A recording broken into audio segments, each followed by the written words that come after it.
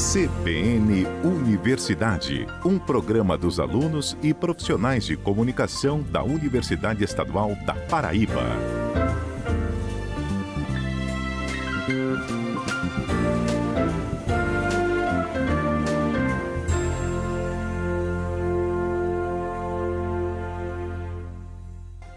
Olá, estamos no ar com o CBN Universidade deste sábado, 26 de novembro de 2022. E a apresentação de hoje é comigo, Erivaldo Laurindo. Vamos ficar juntos até às 10 horas da manhã. Por aqui, você fica por dentro das principais informações sobre a Universidade Estadual da Paraíba. Vamos aos destaques. O EPB amplia calendário letivo atual e já anuncia a programação do semestre 2023.1 na instituição. A gente traz todos os detalhes. Luciano Nascimento participa com a gente no quadro Direito e Cidadania. Na coluna de hoje, COP27 e as mudanças climáticas. Você vai conhecer o projeto Saúde Bucal em Foco, que leva lições sobre higiene da boca para a comunidade. Mais de 1.000 alunos de diversos cursos da UEPB devem fazer a prova do ENAD neste domingo. E o pró-reitor de graduação fala sobre a avaliação dos cursos através do desempenho dos estudantes. Tem a coluna de português com o professor Edson Tavares. E vem novidades por aí, hein? Na entrevista deste sábado, uma conversa com a professora Melânia Nóbrega, que fez uma pesquisa sobre africanidades nas aulas de espanhol. Pitch Day, evento reúne representantes de iniciativas empreendedoras da UEPB para trocar experiências e se capacitar. E ainda, o Cinema de Bairro leva exibição de filmes para várias comunidades em Campina Grande. Fica sintonizado com a gente que o CBN Universidade está apenas começando.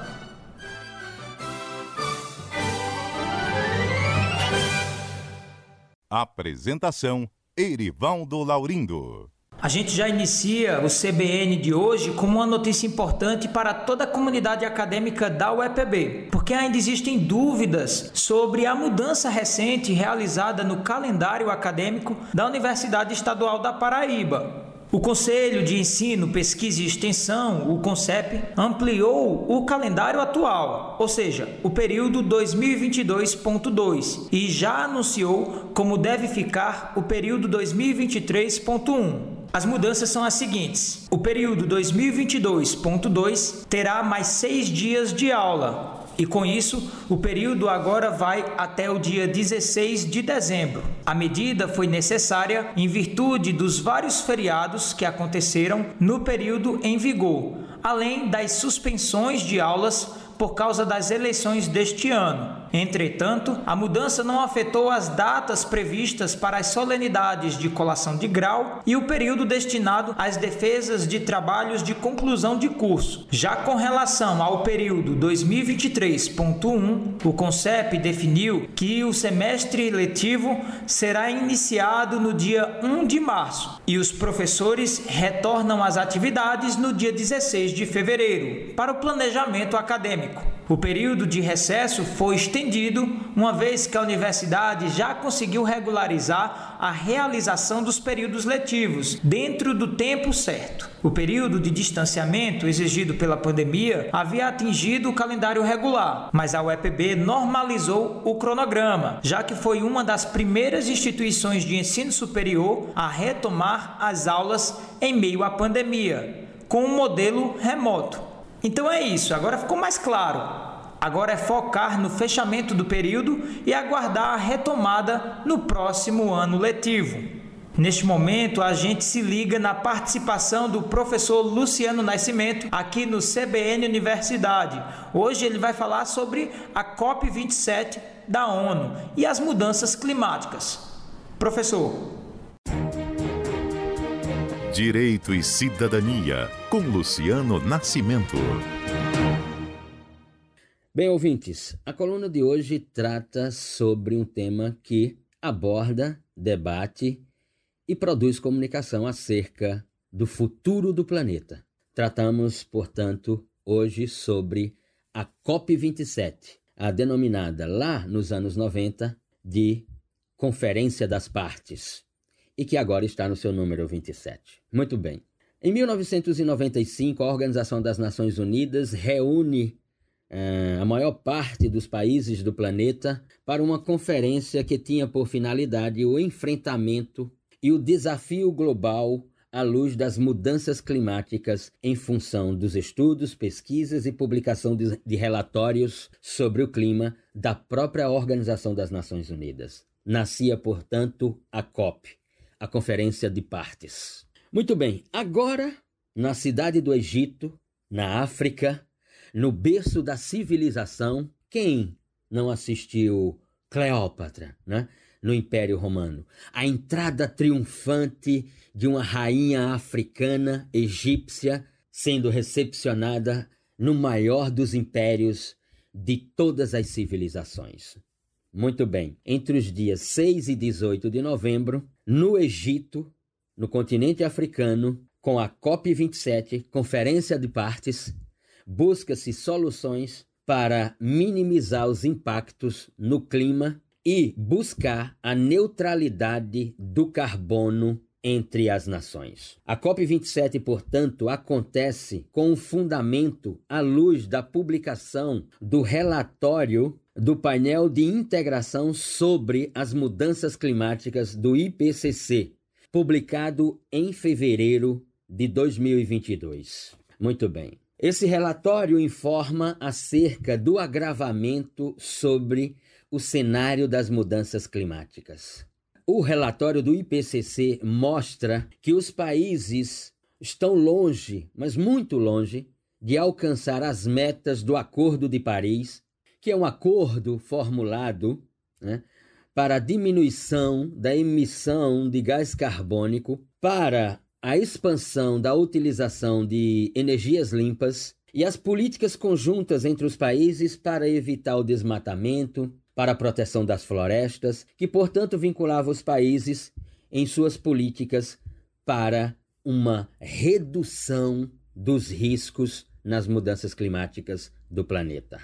Os países apresentam, no ano de 2022, na COP27, planos para a redução de emissões, estratégias de adaptação às mudanças climáticas e um ponto que parece extremamente relevante: a formulação, a elaboração de um financiamento de ordem climática, de um fundo específico que reúna recursos dos países ricos do mundo para uma efetividade de uma política global de preservação do meio ambiente. Na COP27, os temas tratados foram: a agenda foi construída por essas temáticas. Adaptação e vulnerabilidade, ou seja, construção de políticas para a adaptação quanto às mudanças climáticas e políticas idênticas de proteção, de defesa às comunidades vulneráveis e a própria estrutura de vulnerabilidade de cada país, enfocando que os países menos desenvolvidos,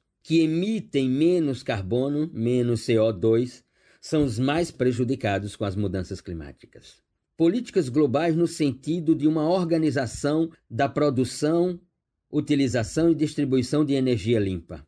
Essa energia que pode mudar, inclusive, o eixo econômico do planeta. Políticas conjuntas de produção de alimentos que seja pautada na ideia de sustentabilidade, de desenvolvimento tecnológico na produção de alimentos e com as políticas de evitar a expansão territorial para o plantio e a produção desses alimentos, para evitar o desmatamento e, portanto, incentivar a produção de alimentos tecnologicamente sustentáveis. A procura, a busca por fontes de água que representem a renovação de um bem que se torna universal, um bem de um e de todos ao mesmo tempo. A construção de políticas de assistência às comunidades marginalizadas no mundo dos países em desenvolvimento, principalmente as comunidades que estão no mundo das florestas e que, portanto, elas devem ser protagonistas nessa luta pela preservação do meio ambiente, mas para isso elas precisam de estrutura, elas precisam de incentivos, elas precisam de políticas, elas precisam de condições para desenvolver uma função de protagonismo nesse mundo do combate às drásticas mudanças climáticas. E o Brasil na COP27? A Organização das Nações Unidas, na COP27, convidou o Brasil a fazer parte de todos os debates realizados no Egito e um convite ao presidente eleito Luiz Inácio Lula da Silva. O Brasil, portanto, levanta a bandeira dos países em desenvolvimento que contribui de forma minimizada com a emissão de CO2 no meio ambiente. Mas, como enfatizou o presidente eleito, arcam com as maiores consequências do ponto de vista global. No Egito, na África, mais uma vez foi levantada a questão, acordada em outros momentos de conferências do clima, do fundo de 100 bilhões de dólares dos países ricos para os países pobres em desenvolvimento, para políticas de adaptação ao meio ambiente e a diminuição de CO2. O presidente eleito, Luiz Inácio Lula da Silva, enfatizou que o Brasil está de volta à cena internacional.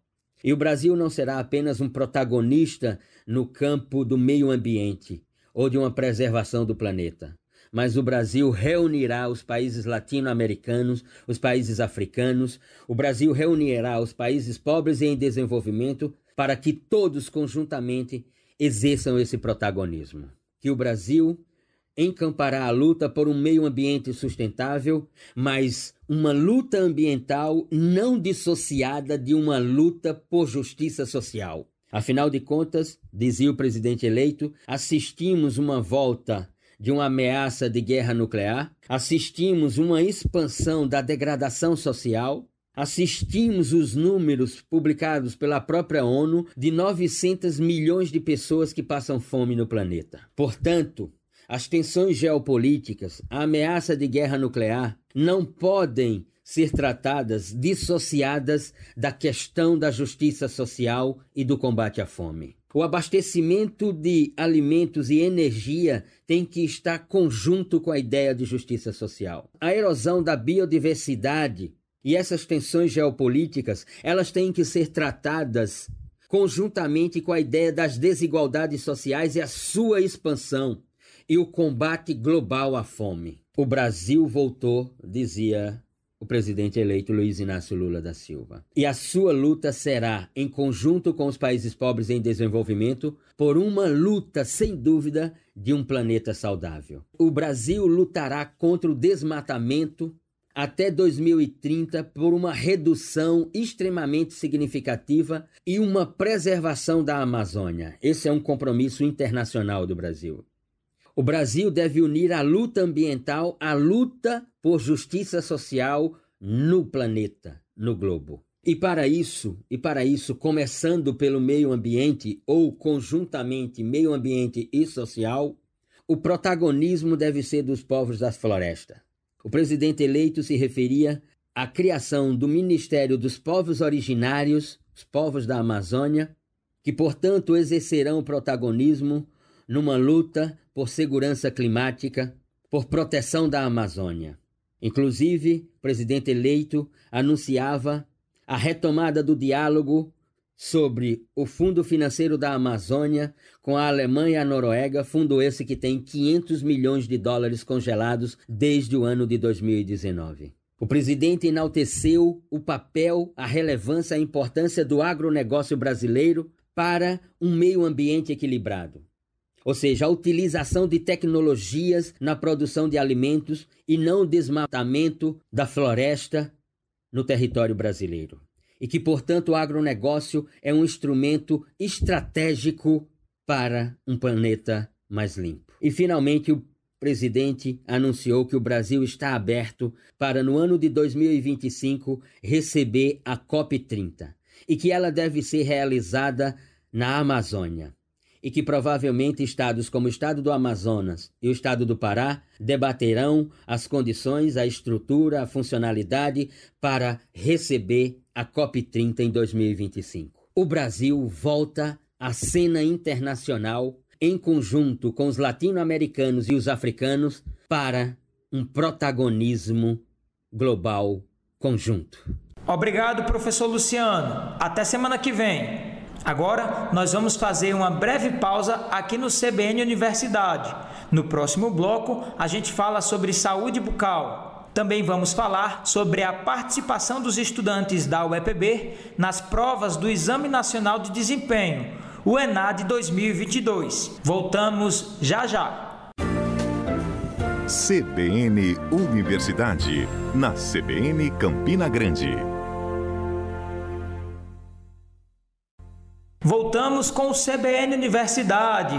Para você que está sintonizando agora, seja bem-vindo, seja bem-vinda. Já começo esse bloco apresentando para vocês o projeto Saúde Bucal em Foco, do Departamento de Odontologia da UEPB. A reportagem é de Brenda Maia. Vamos ouvir. O Saúde Bucal em Foco é um projeto de extensão da Universidade Estadual da Paraíba que visa orientar a população sobre a importância dos cuidados odontológicos. A coordenadora é a professora Lidiane Cavalcante. Ela explica que a ideia do projeto nasceu no período da pandemia. Nós estávamos distantes fisicamente, mas a vontade de compartilhar um conhecimento baseado em evidências científicas era muito grande. Então, nós fizemos uma reunião, eu e o meu grupo de pesquisa e de extensão, porque a gente envolveu também alunos de pós-graduação, para que a gente tivesse uma ideia comum, né, para compartilhar, portanto, esse conhecimento com a população. E a gente criou uma conta no Instagram com o propósito de divulgar informações para diversos públicos, diferentes idades, e sobre diversos agravos e condições que envolvem a saúde bucal. E aí, uma das propostas foi também convidar especialistas, como, por exemplo, ortodontista, odontopediatra, para que essas pessoas pudessem compartilhar também um pouco da sua experiência clínica e algumas informações que pudessem melhorar ou manter a saúde bucal da população em condições adequadas. E assim nós reunimos vários especialistas, como eu estou te dizendo, com esse propósito de divulgar informações confiáveis e baseadas em evidências científicas. Sabrina Lima é uma das alunas da graduação em odontologia que integram o projeto. Com o projeto Saúde Bucal em Foco, eu pude ampliar meu conhecimento sobre os temas abordados, pesquisando em fontes de reconhecimento científico e estudando junto com a professora e coordenadora do projeto para repassar para as pessoas da melhor forma possível. Creio que as pessoas que seguiram a página conseguiram obter informações de maneira mais dinâmica e compreender a importância daquilo do que foi repassado. O perfil do Instagram do projeto é o @enfoco_saúdebucal2. A ideia não é só fazer postagens, mas também interagir com os seguidores. Ele funciona com postagens periódicas, semanais ou quinzenais, nas quais o material ele é elaborado pelo próprio discente, sempre questionando também por meio dos stories quais seriam as principais dúvidas e os principais questionamentos da população e quais informações eles desejavam receber. Então, tem esse feedback também por parte dos seguidores dessa conta. Brenda Maia para o CBN Universidade. Obrigado, Brenda. E amanhã, dia 27 de novembro, serão aplicadas as provas do Exame Nacional de Desempenho dos Estudantes, o ENAD, que avalia a qualidade do ensino superior no país. Mais de 1.000 alunos de vários cursos da UEPB estão inscritos para fazer a prova neste domingo. O pró-reitor de graduação, Eli Brandão, falou sobre a importância dessa avaliação e destacou que esse não é o único parâmetro que a universidade usa para melhorar os cursos de graduação. Vamos ouvir.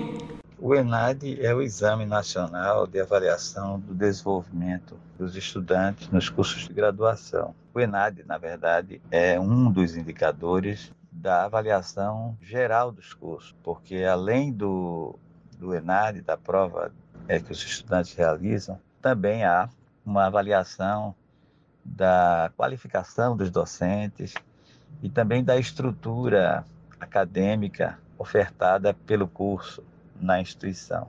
Então, na verdade, quando sai lá no final a nota do curso, não compreende apenas a nota do ENAD. Ela é um dos indicadores, mas ele não é o único, né, para falar da qualidade de um curso. Mas é um indicador importante, porque é a avaliação que os estudantes fazem do curso, né? A partir da aprendizagem que fizeram, que obtiveram ao longo de sua formação.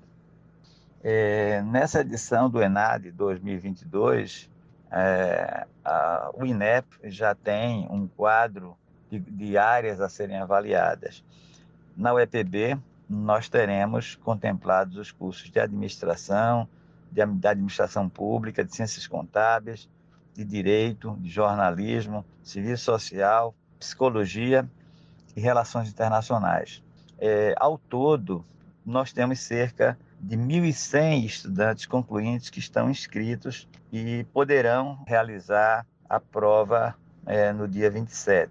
O ENAD é importante. De fato, a avaliação do ENAD, ela dá à instituição um parâmetro para voltar às bases do ensino no curso e verificar que pontos precisam ser melhorados. Como o ENAD reflete a formação ao longo do processo de aprendizagem durante o curso, cada ponto que é verificado como fraco, como necessitando de maior ajuste, ali naqueles pontos, cada curso se reúne sobre aqueles pontos e então verifica o que pode ser melhorado na aprendizagem dos itens que se apresentam na avaliação dos estudantes como itens onde não houve uma aprendizagem esperada. De modo que a UEPB utiliza o ENAD, e não apenas o ENAD, usa o ENAD, usa a avaliação institucional, a avaliação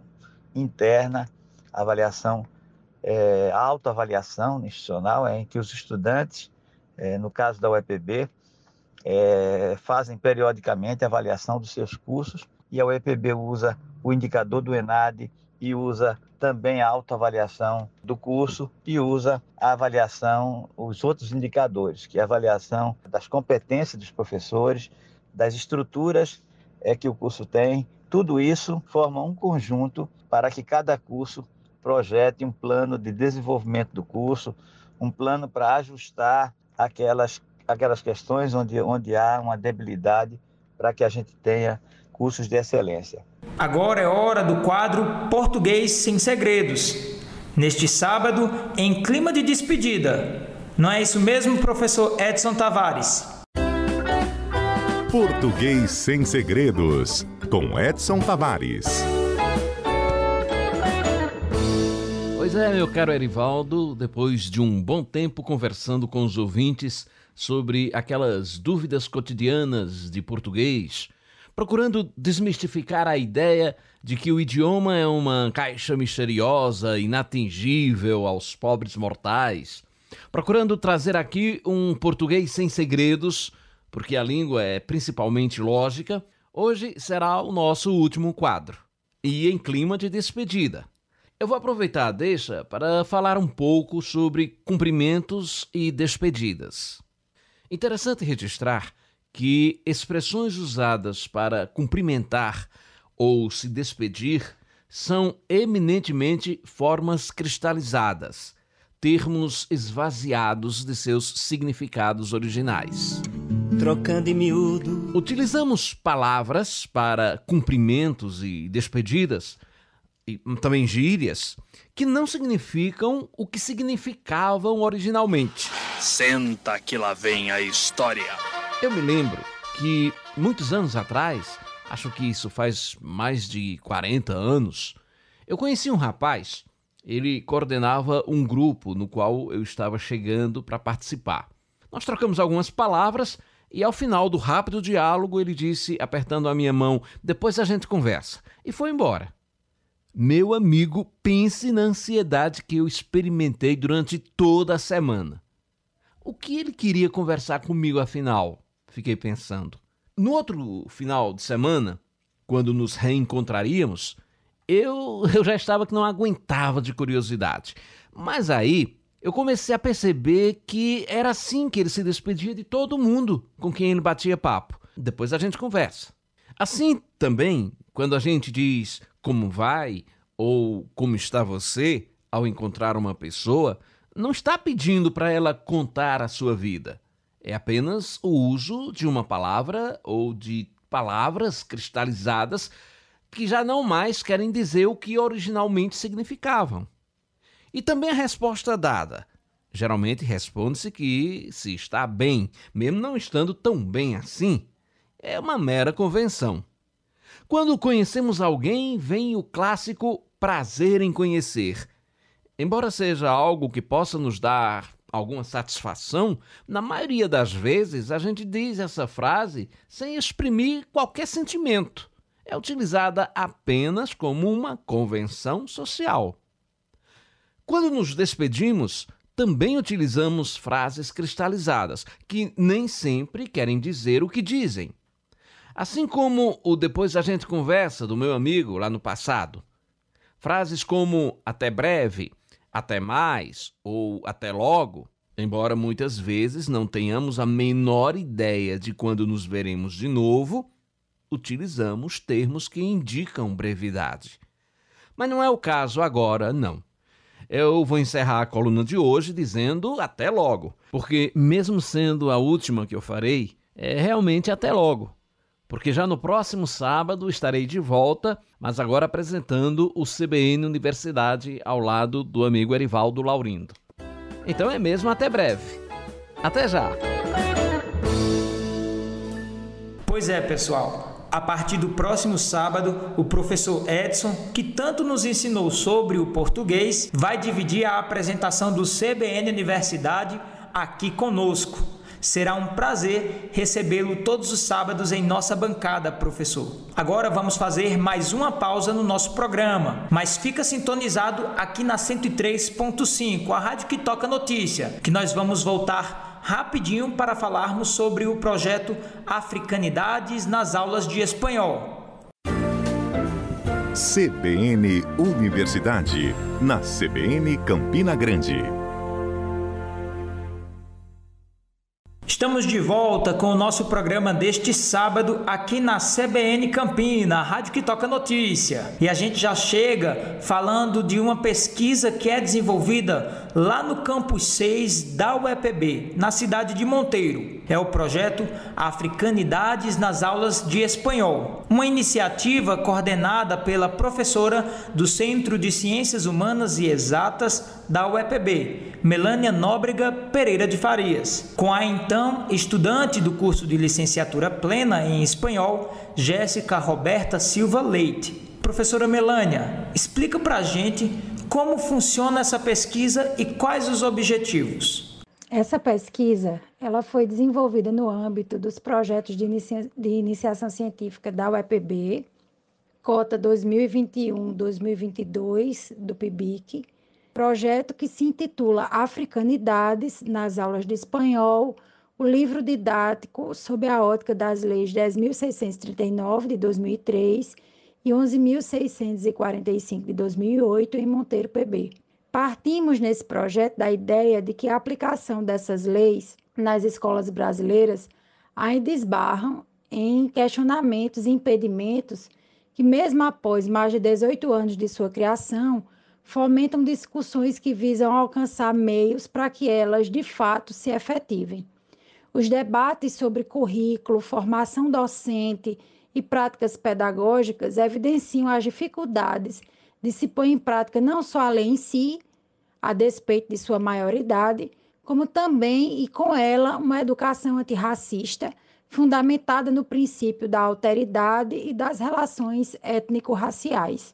Assim, nós propomos uma pesquisa através de um olhar especial para as africanidades e cultura africana na aula de espanhol, língua estrangeira, das escolas da rede pública da cidade de Monteiro, sendo importante destacar que a língua estrangeira tem a responsabilidade social de considerar temas que desenvolvam a igualdade racial e étnica, como nos mostra Ferreira em sua obra de 2006.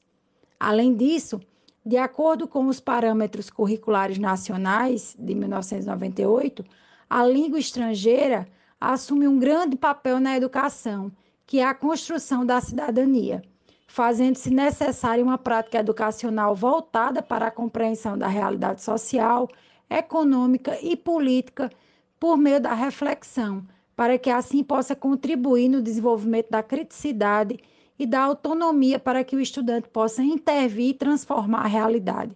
Nesse sentido, a presença e discussão dos temas transversais em sala de aula são fundamentais para que o estudante possa se posicionar diante das questões que interferem na vida coletiva.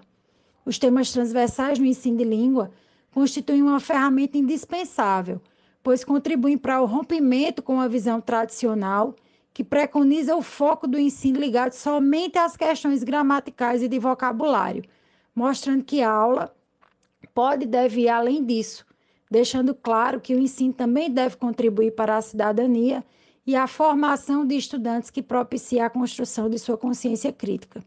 De tal modo que a pesquisa proposta e realizada teve por objetivo promover uma reflexão sobre o espaço da aula de espanhol língua estrangeira como ambiente propício para a aplicação das leis federais 10.639 e 11.645, a primeira de 2003, a segunda de 2008, a partir da análise do livro didático adotado pelas escolas públicas da cidade de Monteiro, que fica no estado da Paraíba, visto que as diretrizes curriculares estaduais propõem a aula de língua estrangeira como um local de reconhecimento e compreensão pelo estudante da diversidade linguística e cultural que resulta na percepção de possibilidades de construção de significados em relação ao mundo em que vive.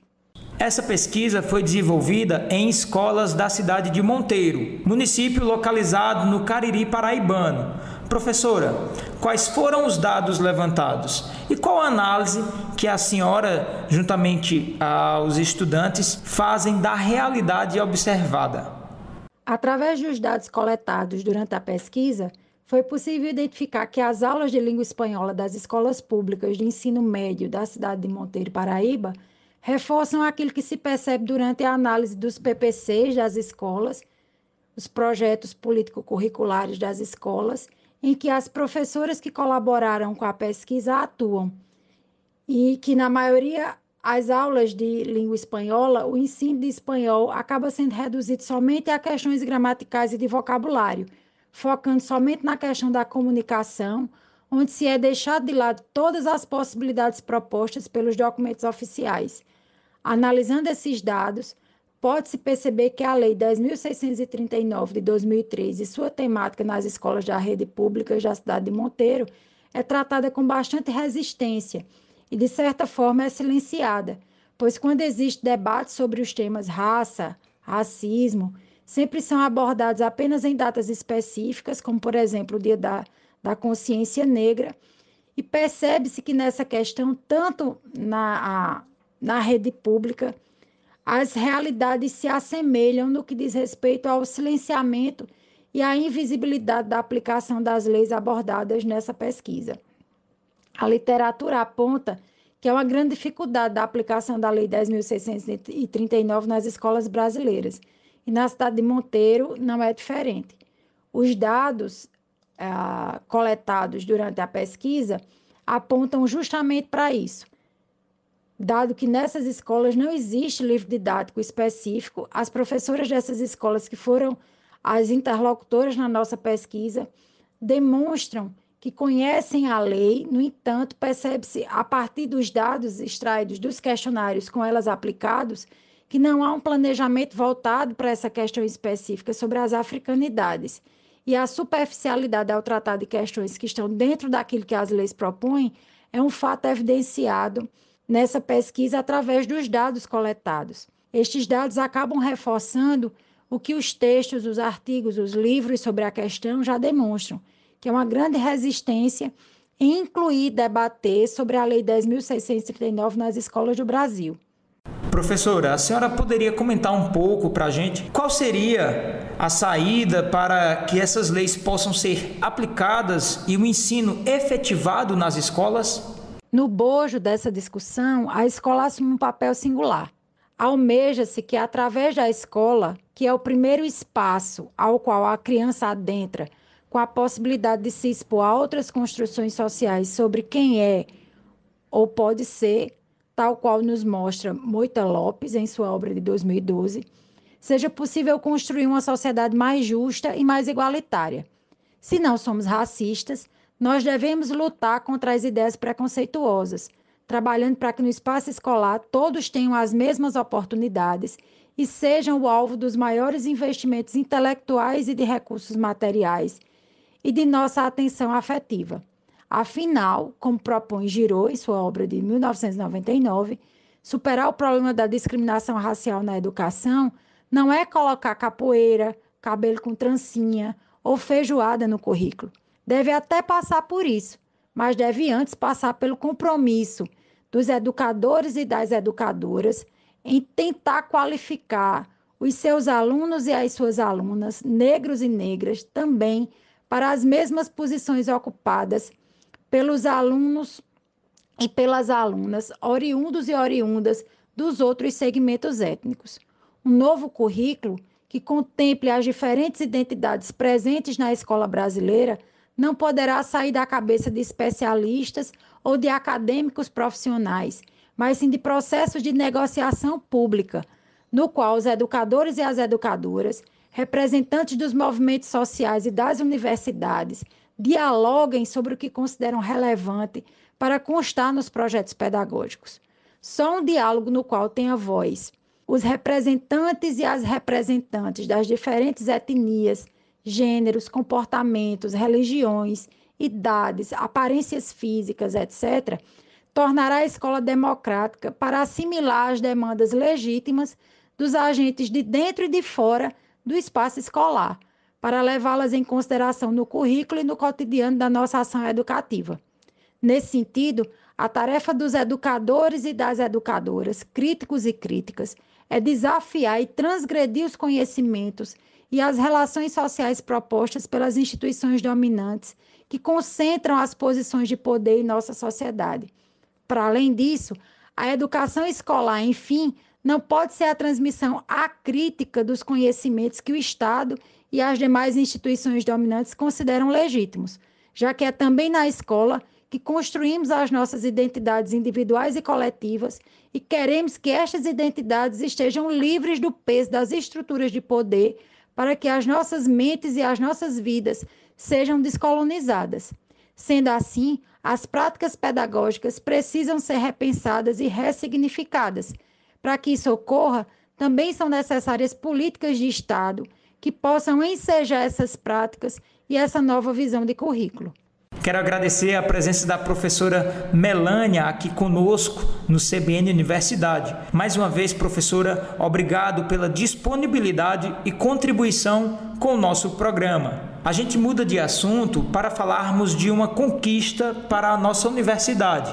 É que o Núcleo de Tecnologias e Estratégias em Saúde, o NUTES, recebeu uma certificação internacional referente ao sistema de qualidade para fabricantes de produtos para a saúde. O certificado, para ser concebido, segue uma série de normas. E para entendermos melhor esse título, quem explica para a gente é o Valério Batista, coordenador de qualidade do NUTES. Vamos ouvir. Obter um certificado internacional de qualidade é algo muito importante para qualquer organização, porque o mercado passa a olhar de uma forma diferente para essa organização. Funciona mais ou menos assim. Imagine que você quer contratar um serviço, seja um projeto, seja a fabricação de um produto, e aí você seleciona 5 fornecedores. E um desses fornecedores possui um sistema de gestão da qualidade certificado internacionalmente. A partir desse momento, você sabe que esse fornecedor ele vai te entregar um serviço ou vai te entregar um produto com padrões de qualidade internacionais, porque esse fornecedor ele foi avaliado e auditado da mesma forma que fábricas do mundo todo são. O NUTES foi auditado da mesma forma que fábricas dos Estados Unidos, do Japão, da Inglaterra são. E com detalhe, tá? Eu estou falando de fábricas de produtos médicos. Eu estou falando de indústria médica. Ou seja, eu estou falando de algo que é muito mais rigoroso do que outros tipos de auditorias. E ainda assim, o NUTES ele foi aprovado sem nenhuma não conformidade, graças ao trabalho árduo da sua equipe. Então, a partir desse momento, fica claro que o NUTES ele tem a capacidade de entregar produtos seguros e de qualidade para o mercado. Quero deixar registrado aqui os parabéns mais uma vez a todos que fazem a parte da equipe do NUTES da UEPB. Agora vamos fazer mais um intervalo aqui no programa. mas fica sintonizado com a gente que no próximo bloco tem informação sobre o projeto Cinema de Bairro, que leva exibição de filmes para a população da cidade. A gente volta já já, não saia daí. CBN Universidade, na CBN Campina Grande. Voltamos com o último bloco do CBN Universidade deste sábado. E agora nós falamos sobre o Pitch Day. Você sabe o que é isso? A expressão vem do inglês e esse momento é um dia de impulsionar os projetos de inovação entre empresas e startups. Agora, no mês de novembro, foi realizado um dia como este dentro da programação do Congresso Universitário. A repórter Larissa Pessoa acompanhou a iniciativa. O Pitch Day, promovido na Central de Integração Acadêmica Paulo Freire da UEPB, foi uma iniciativa do professor de empreendedorismo do Polo de Souza, Josemir Moura, em parceria com o Sebrae Paraíba. O evento contou com a apresentação de 8 negócios idealizados pela comunidade acadêmica da universidade. O professor Josemir, que faz parte da Inovatec UEPB, destacou os pontos positivos do Pitch Day. O primeiro ponto é que nós conseguimos finalmente reunir toda a comunidade empreendedora da universidade. E o segundo ponto é porque eles agora estão se conhecendo. A gente consegue articular melhor entre os empreendedores universitários e estimular que mais pessoas possam entrar nessa jornada. É promover a educação empreendedora, a conscientização, a sensibilização e mostrar que, embora seja desafiador, mas é uma jornada prazerosa e interessante, uma outra alternativa tão impactante socialmente e economicamente para os nossos alunos. Todos os projetos empreendedores universitários que participaram do momento foram avaliados por uma banca de especialistas. O aluno do curso de Engenharia Elétrica pela UFCG, Júnior Araújo, participou apresentando em poucos minutos o projeto Pandazone, que trabalha com o planejamento de edifícios inteligentes que podem ser administrados remotamente. A iniciativa dele, junto com Felipe Araújo, que também faz parte do projeto, foi uma das premiadas e ficou em primeiro lugar no evento da UEPB. Nós estamos participando de um programa Impulse. Tivemos a oportunidade de ser convidado e estar participando hoje desse evento, que felizmente se consagramos vencedores aqui. O movimento em prol do empreendedorismo universitário, promovido pela UEPB, premiou as 3 melhores iniciativas que foram escolhidas pelos avaliadores. Lucas Teixeira, representante do Sebrae e da empresa Inspira Não Pira, falou um pouco sobre a realização e os prêmios que foram concedidos. A gente trouxe um momento, uma oportunidade para que a comunidade da UEPB pudesse apresentar os seus negócios em formato de pitch, que é uma técnica utilizada muito nesse ambiente de empreendedorismo e inovação, para que eles tivessem a oportunidade de apresentar, ter uma oportunidade de serem avaliados pela banca composta por pessoas do mercado, pessoas do Senai, representantes de outras instituições. A premiação ela aconteceu tanto com troféus, na perspectiva de símbolo, né, troféu dos 3 primeiros destaques, quanto também contou com mentorias com profissionais da área e o Senai conseguiu ofertar um curso de desenvolvimento de aplicativos para Android de forma gratuita, um curso pago da instituição, mas eles conseguiram ceder 2 bolsas para que esses primeiros lugares tenham a oportunidade de se desenvolver. De acordo com ele, os premiados em primeiro e segundo lugar no Pitch Day vão poder fazer um curso no Senai sobre o desenvolvimento de aplicativos, que tem como objetivo preparar os participantes de maneira mais específica para gerir um negócio usando ferramentas tecnológicas. Recentemente, a Universidade Estadual da Paraíba aprovou o Prêmio de Inovação Tecnológica da UEPB. O professor e idealizador do Pitch Day, Josemir Moura, também destacou a importância do estímulo ao empreendedorismo no Estado, principalmente se tratando da comunidade acadêmica. O Estado da Paraíba como um todo, ele ganhou um prêmio quando a Lei de Inovação Estadual foi assinada no começo do ano. Houve uma série de destravamentos burocráticos que facilitaram, inclusive, o nosso trabalho na Coordenadoria de Inovação Tecnológica, a Inovatec. e um deles foi em relação ao empreendedorismo e à inovação tecnológica. O objetivo desse trabalho de certo modo, em um modo muito nobre, em gerar emprego e renda e riqueza para o Estado a partir do empreendedorismo produzido pelos nossos alunos. Então, ao invés dos nossos alunos estarem apenas esperando uma oportunidade de emprego, por que não eles também serem os geradores dessas vagas de emprego no mercado paraibano? Isso é totalmente possível, e é possível quando a gente consegue investir na educação empreendedora. Iniciativas como o Pitch Day da UEPB mostram que a preocupação da universidade está muito além da inserção do estudante no mercado de trabalho. Ela auxilia na integração com outros estudantes para a troca de experiências e criações de redes de contato. A educação em todas as funções abre portas, seja dentro da universidade, seja fora dela. Larissa Pessoa, para o CBN Universidade. Obrigado, Larissa. Agora a gente traz uma reportagem sobre o cinema de bairro. O projeto leva a sétima arte para várias comunidades aqui em Campina Grande. A reportagem é de Laís Araújo. O projeto Cinema de Bairro promove a cultura audiovisual em sociedades amigos do bairro, as SABs e clubes de mães em 20 comunidades aqui em Campina Grande. A iniciativa leva para a população exibição de filmes e oficinas sobre produção de conteúdo audiovisual e como fazer roteiro. O projeto surgiu em 2018 a partir de uma idealização do cineasta e professor do curso de jornalismo da Universidade Estadual da Paraíba, Rômulo Azevedo. Ele conta um pouco sobre a iniciativa. Campina Grande tem cerca de 85, 86 sociedades de amigos de bairro. E as sessões são realizadas semanalmente, de segunda a sexta-feira, nessas sociedades de amigos de bairro.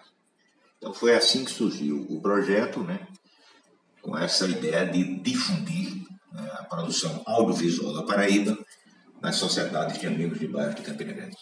Bom, o primeiro objetivo era o seguinte: a maioria desses filmes que são feitos aqui no nosso estado, os curtas-metragens, são feitos com dinheiro público, São diretores, produtores que concorrem a editais públicos, ganham esses editais e realizam os seus filmes.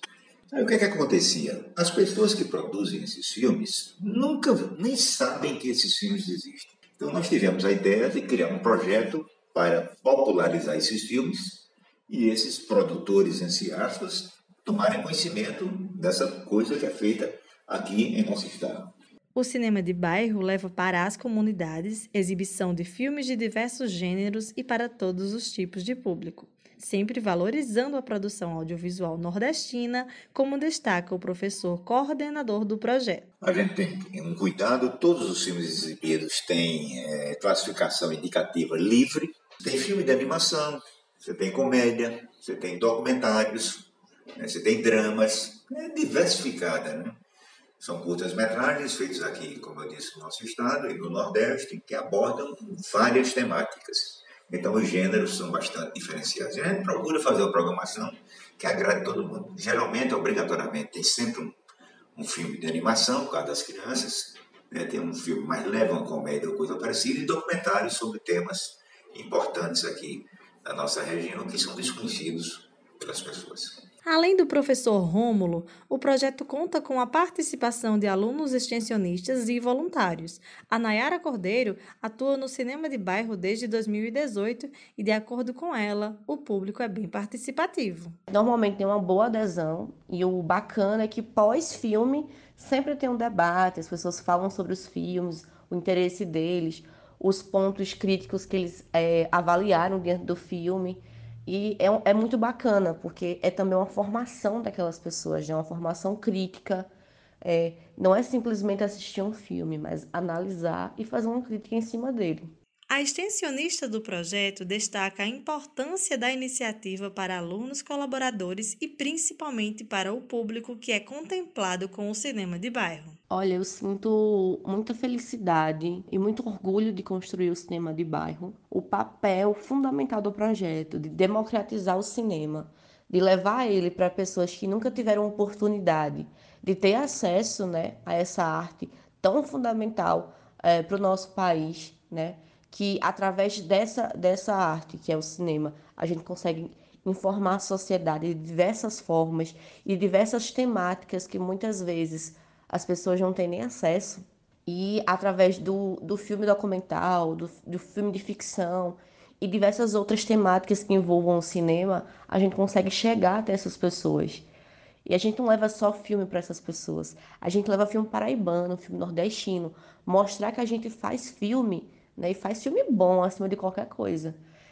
E para além disso, a gente faz essa formação diária dessas pessoas, né? Formar bons comunicadores, futuros atores, diretores de cinema, pessoas que, através do cinema de bairro, desenvolveram uma paixão pelo cinema nacional. O cinema de bairro circula por vários bairros de Campina Grande e é aberto de graça para toda a comunidade. As sessões podem ser realizadas de segunda a sexta-feira, sempre em uma localidade diferente. E para ficar por dentro das datas e dos locais de realização do projeto, você pode seguir a rede social deles através do @cinema de bairro no Instagram.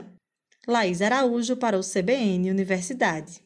Obrigado, Laís. E por falar em produção cinematográfica, agora no início de dezembro tem a 17ª edição do Comunicurtas, o Festival Audiovisual de Campina Grande, promovido pela Universidade Estadual da Paraíba. Esse ano, o evento será realizado no período de 3 a 8 de dezembro, no Teatro Municipal Severino Cabral. E desde já te convidamos para acompanhar o nosso programa semana que vem. Vamos trazer todos os detalhes sobre o Comunicurtas 2022. Tem bastidores, um pouco do que já rolou nas atividades pré-festival, entrevistas, e você também vai conhecer quem são os homenageados desta edição. O CBN Universidade de sábado está imperdível. A gente te espera. Até semana que vem. Tchau, tchau.